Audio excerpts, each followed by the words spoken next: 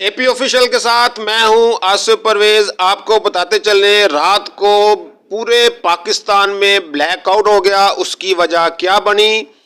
E T D C کا 500 کے وی کا سسٹم ٹرپ کر گیا. سسٹم ٹرپ کرنے سے بجلی کا ترسیلی نظام متاثر. بجلی کا ترسیلی نظام متاثر ہونے سے لاہور، گوجرانوالہ، فیصل آباد، ملتان اور کراچی میں سپلائی معطل.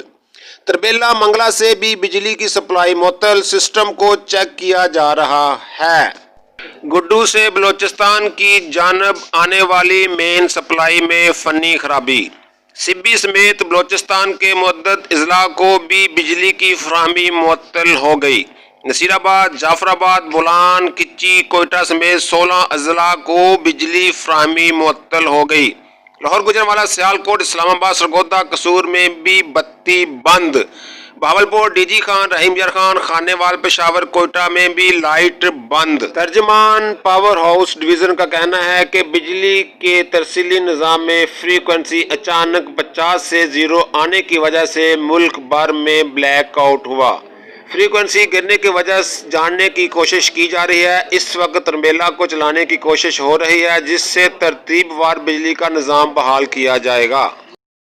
ملک میں بجلی کا بڑا بریک ڈاؤن. تمام شہر اور دیہات تاریکی میں ڈوب گئے. پاکستان بھر کے بڑے بجلی گھر جہلم، منگلا اور تربیلا پاور پلانٹس بند ہونے کی وجہ سے سندھ، پنجاب، بلوچستان اور خیبر پختونخوا میں بجلی کا نظام درہم برہم ہو گیا. تمام صوبائی دارالحکومت اندھیرے میں ڈوب گئے.